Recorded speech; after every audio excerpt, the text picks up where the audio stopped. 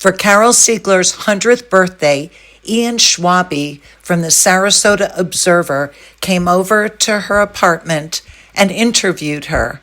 Here it is.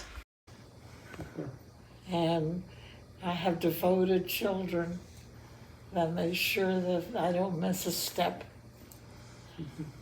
This is a really nice place to live as well. You know, Plymouth Harbor especially right here. Well, I've been here a lot of years. Yeah.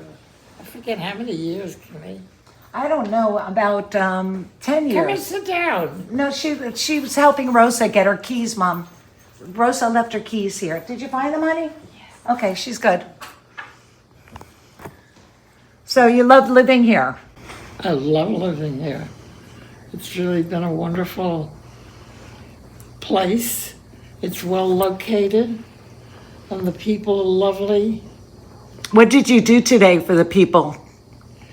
Well, today we had a luncheon, Really? and we invited everybody who worked here to have lunch, just in celebration. That's really neat. And I hope it was good. Well, you went downstairs to see. Yeah, I went downstairs to just check it out. But I didn't see very much because they had already, Well, they come and go. yeah, they were coming and going. Yeah. But the people here, this is an extraordinary building. And the people here are very kind and very lovely. And I feel very much at home living here. Yeah. So you have a very interesting past. You gotta talk louder. You have a very interesting past, having been in Cuba at the time of the revolution. He wants to know about your past and being in Cuba during the revolution, growing up there, Mom. Yeah. And Well, we, were Americans living there. And so we stayed pretty much to ourselves. And we never had any incident. Just one time, I think. I don't know, a lot more times, like when with Grandma and Grandpa, when they were trying to leave, Grandma went to go get the money out of the bank. Yeah, well, that was a very, difficult time. And, but they made it out. With nothing, pretty much. Oh, they lost everything. yeah. They lost everything. My father had a big department store in Cuba. And now, first of all, they burned it down to the ground. And there's not very much left. I think there's an apple tree or something growing there. You have some of the floor from the department store in the bowl over there. Oh, really? She got some pieces. Mom went down on a mission years ago, and she found From the pieces of the flooring. flooring. Yeah, and That's so neat. she's got pieces of the flooring over on the dining room table. Yeah. Yeah. So when you saw all of the freedoms that were restricted there after the revolution, did it change how you felt? I wish I could hear you. I'll Sorry, repeat I'll it. try and talk louder. I have kind of a quiet voice usually. But when you saw all of the freedoms that people lost in Cuba after the revolution, That's how right. did that change how you felt about being able to spend so much of your life in America? Well, I had gone to college. I had gone to 2 years of high school in New York. And then I went to Cornell for 4 years. And then I've been married. So I've lived here in the States for more years than I ever lived in Cuba. But my parents lived a very comfortable life in Cuba. And then one day my brother called my father and said, I have a reservation on the plane for you and mother, and you better get down there. And that's how they got away. And Jeffrey came, I think shortly after, or no, he made it to the embassy. Because then they were down with the Americans and a lot of, nefarious things were going on. And you had to be out of there if you were anything but a Cuban, I forget what they called themselves. It wasn't Machado. It was after my childhood. I don't know, but anyhow, they made it out to the States with nothing. And they had a lot of good friends that helped them out get started.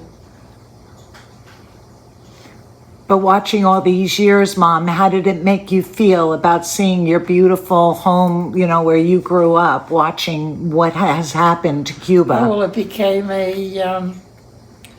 our home became a prison.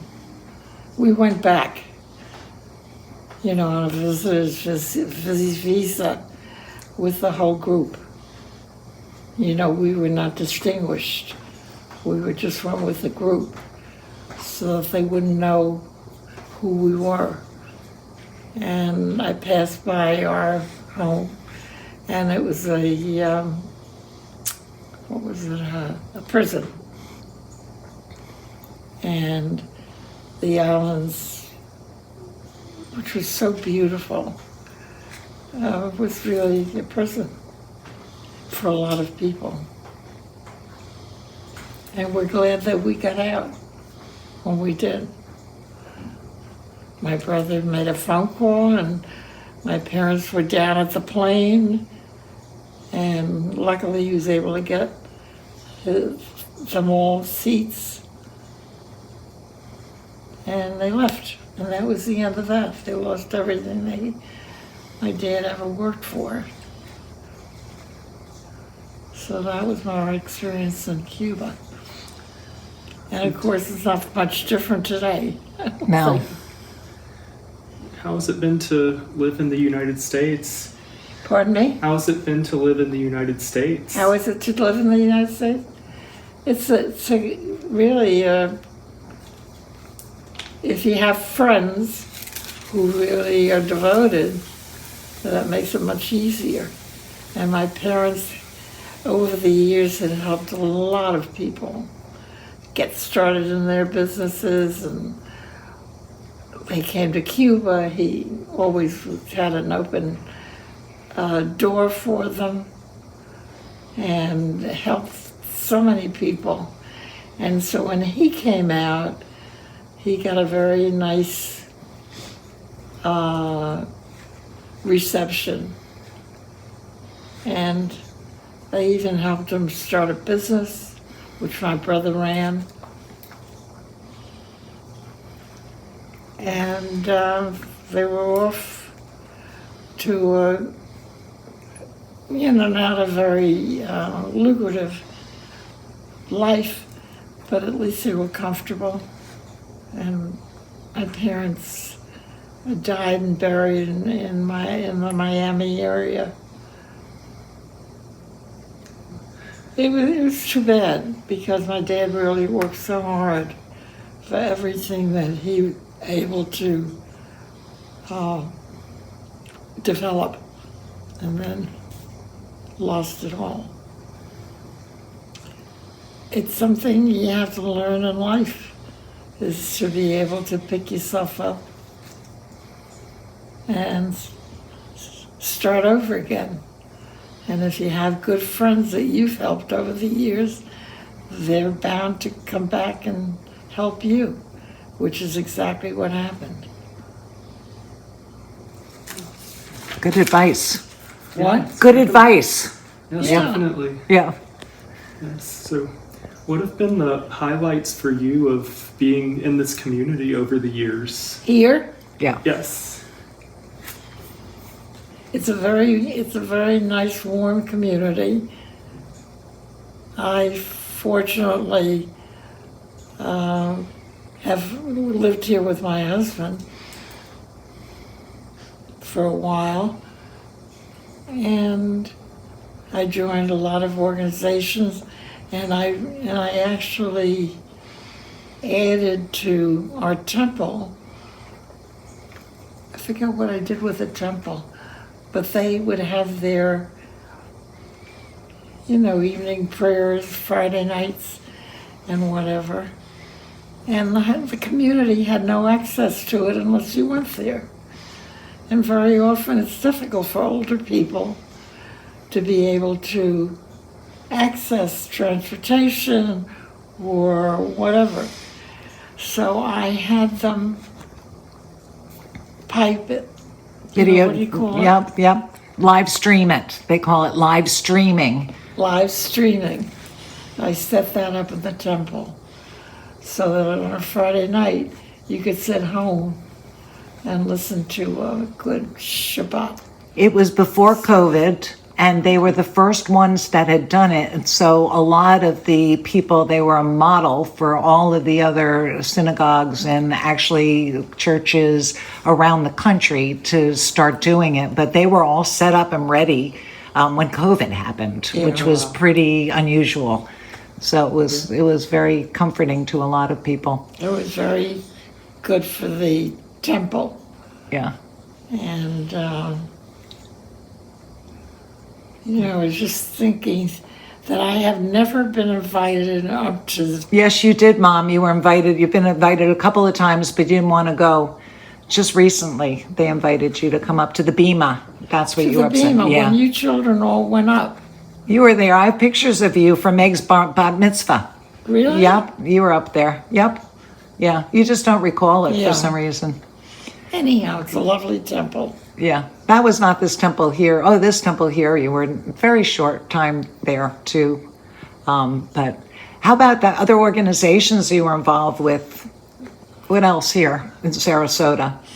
Here in Sarasota? Yeah, you were involved with a lot of things, Mom. And Dad too, with the ballet. You were involved with the symphony. You were involved with a lot of. You were a guardian ad litem. Yeah. Remember that? I helped set that up because there were a lot of children who, unfortunately, as parents, they had either, for some reason or other, fallen into bad straits, the family.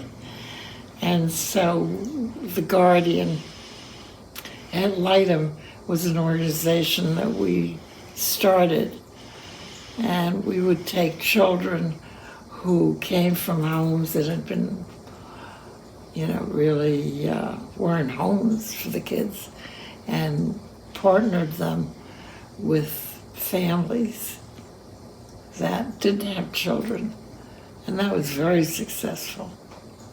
So I was very active with that. I was one of the founders of that.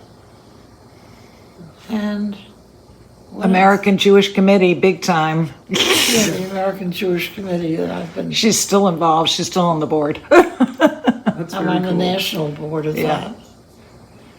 Yeah. And then I started out in New Jersey, I guess. Yeah.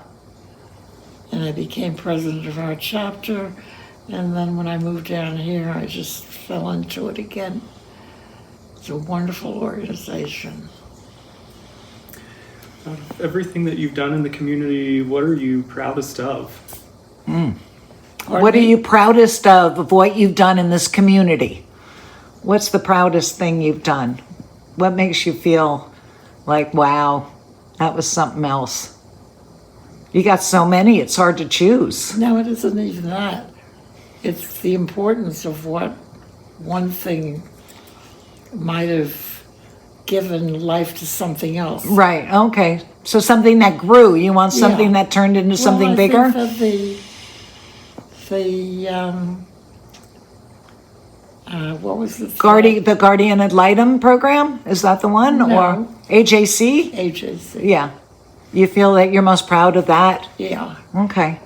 Well, it's something that I do on a national basis. I don't anymore, if they include me in everything. But I'm not able to, really put out any kind of work. I don't know about that. If you were to talk to Brian Lipton, he would say that he calls you all the time for advice, and you're always coming up with something that is unusual that he hadn't thought about. You always help him solve his problems, so you're very much still involved. He calls you with all kinds of things.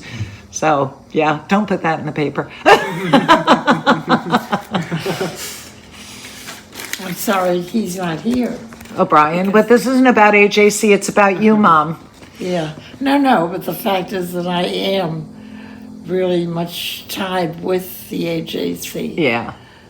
And it's an organization that has national proportions for Jews.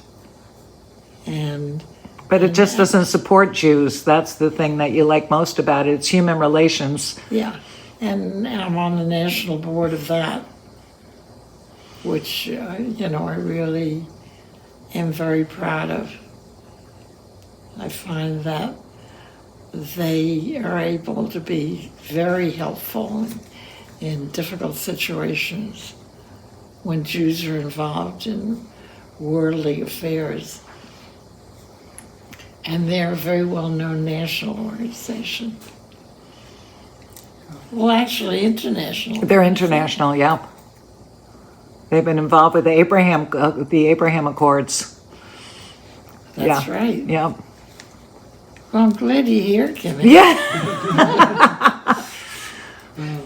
So what do you think it is that drives you to do so many things in the community?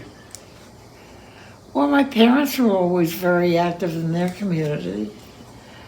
And somehow or other, communities thrive on people who put their heads to improving something or whatever it is. My parents were always givers. Luckily, at some points in their lives, they had to be takers. But on the whole, they were really contributed to whatever they could, if there were ever an opportunity. I can remember when the ships used to come down from Europe with Jews that were trying to get out of Europe, and they would come to Cuba, and we would entertain them. They would spend some time in Havana, but they weren't allowed to stay. They either had to put up money or something. And so the women used to get together and find clothing for them to make. They weren't necessarily a seamstress, because they lived very, full lives in Europe. And then all of a sudden they found themselves behind a sewing machine, and somebody taught them how to make a dress, and they gave them livelihoods. That's the Jewish community in Cuba. And the people that came over on the ships, and the ships, they came from Europe. The United States wouldn't let them dock. They wouldn't let the people go off the ships unless a certain amount of money was put up for them. And so money had to come from New York in order for these people to be able to get off the ship. But once they got off the ship, we always found something for them to do. One man sold coffee. We got him a coffee route, and somebody else did sewing, and we brought our clients, and we were a very active Jewish community in Cuba. That's really interesting to Yeah. think about how there It was, I don't think it happened in any other part of the world, to tell you the truth. Where the Interesting. Jews really were able to organize themselves, and sometimes they need money, and they call on New York, and they supported whatever it was that we wanted to do. But my parents were always in the vanguard of whatever was going to happen. My father was a very good businessman, and he knew how to get people involved, and my mother was equally gifted. So in our household was like, what would you call it? Like, A community center? no, but it was I'm trying to think of what the word that I'm looking for. My parents were very, very significant.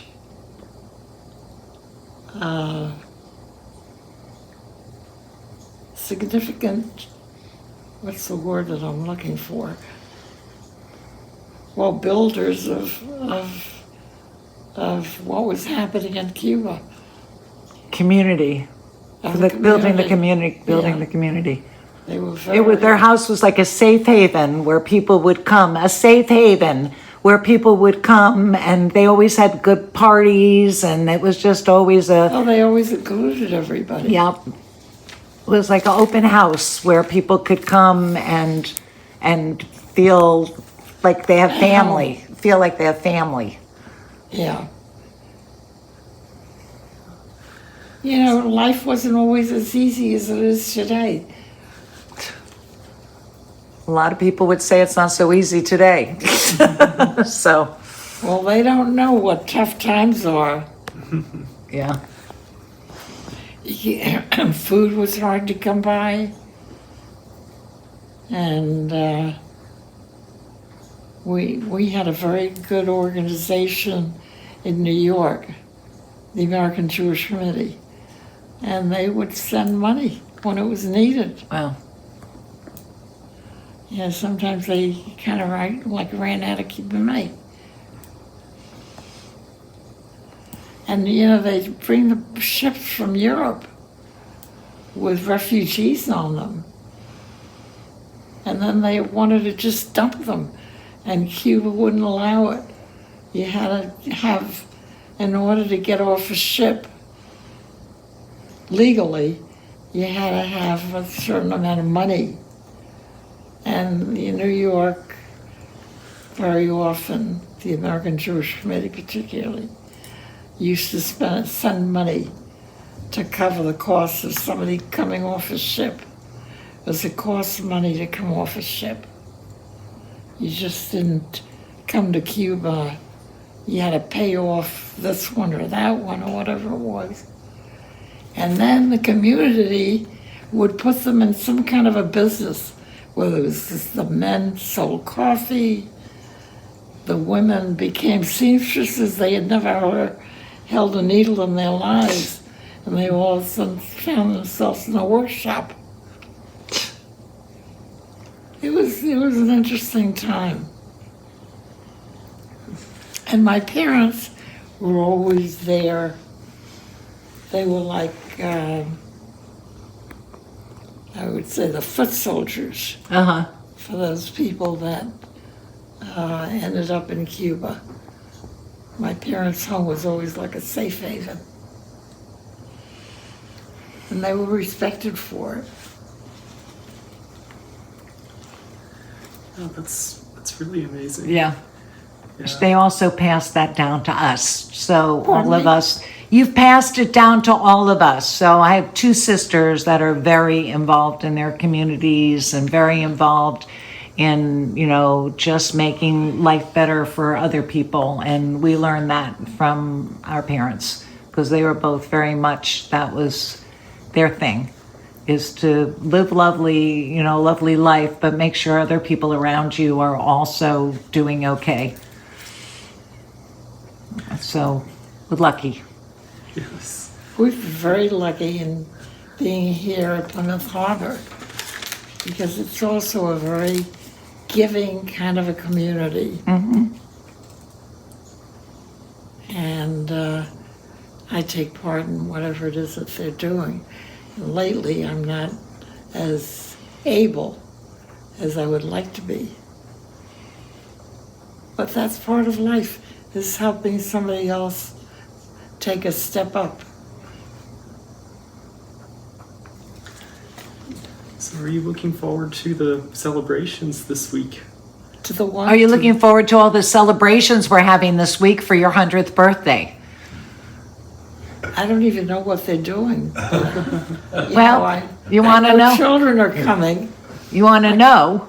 So Thursday's your actual birthday. So Thursday night, they're doing a charcuterie board for all of the residents here at Plymouth Harbor. So we're going to go downstairs for that, and then we're having dinner. Then all the kids are coming in on Thursday night, and then Friday we've got another dinner at a restaurant. Then Saturday we're having a buffet for you, a brunch, and you're going to have 40 people there.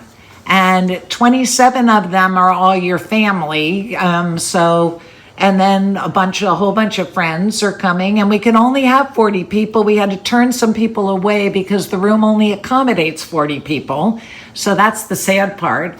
But we could have had 60 people, and still Mom kept saying, well, why didn't you invite them? And how about them? And what about their husband? And what about the wife? And Mom wants to entertain everyone. And that's why she's, giving a brunch to everyone, lunch today for everybody, and then to include all the people here. So, yeah. Very nice. Yeah. Yes. Well, I've had a very full, happy life.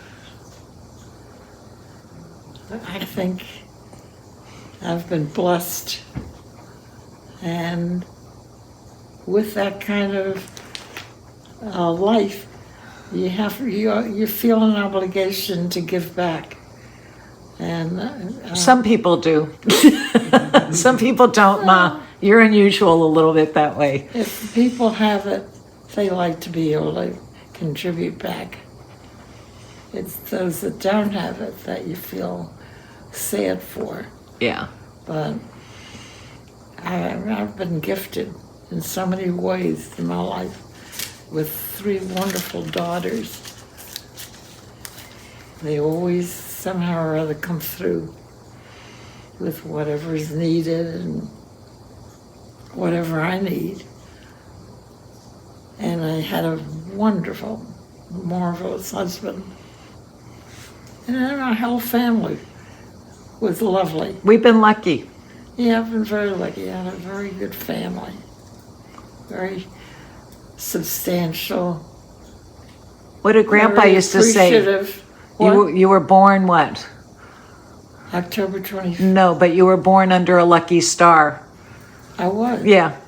The grandpa always used to say that you were born under a lucky star. My father used I to think say he used that? to say that to you, about you, because you used to say my father always said I was born under a lucky star.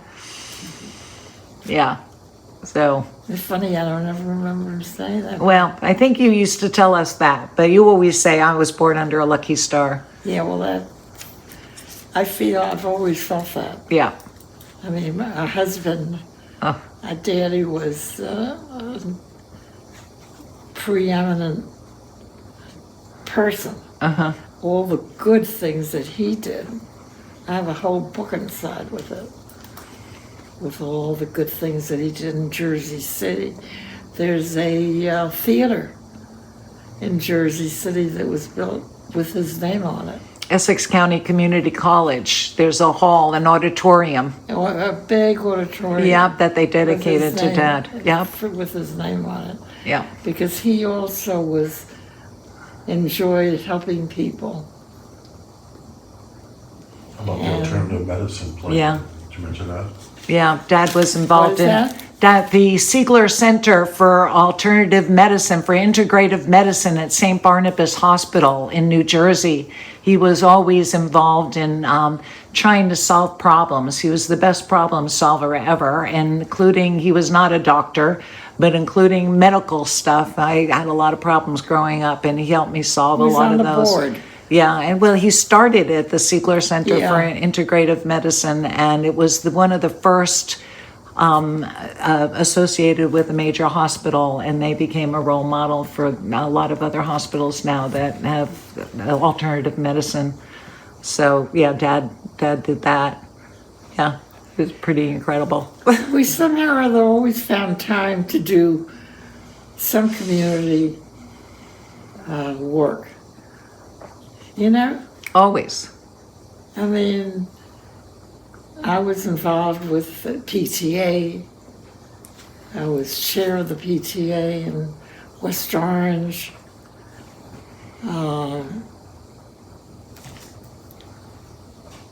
You did a lot of I things. can remember we wanted to use a piano. And I mean, in order to be able to, everything was locked up on the weekend. In order to be able to find somebody that would let us use the piano. And it was for a good cause. It was for children on a Saturday morning. We used to have a program. Do you remember It was that? a creative arts group. Pardon me? Was it the creative arts group? Was creative arts group? Creative Arts Group. Yeah. I helped develop that in West Orange. She was a mover and shaker. It's definitely. I think I should have had more children. Oy, oy, oy. So does what's that your- give you enough information? Yeah, I think it does. I was going to ask, do you have any advice for people just for longevity?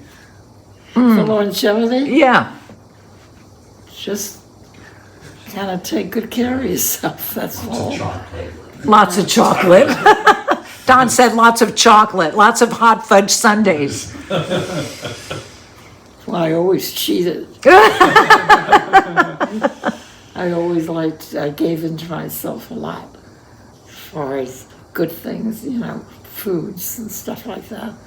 I really, I guess I had a healthy body to begin with, and has seen me through. Because I eat everything. You do. There isn't anything that I'm not able to eat, and I don't see a doctor from one year to the other. Well, we have to go see I the gotta doctor see tomorrow because they want to give. They Yeah. were surprising her with a cake. And I said, we have a doctor's appointment tomorrow. She said, I don't want to go. And I said, no, it's a surprise. They've got a cake for you. So no pop prodding or anything like that. But yeah. So any other advice for somebody that wants to live to 100 that you would recommend, that you think that was part Surround of? yourself with really nice people. People that are involved, people that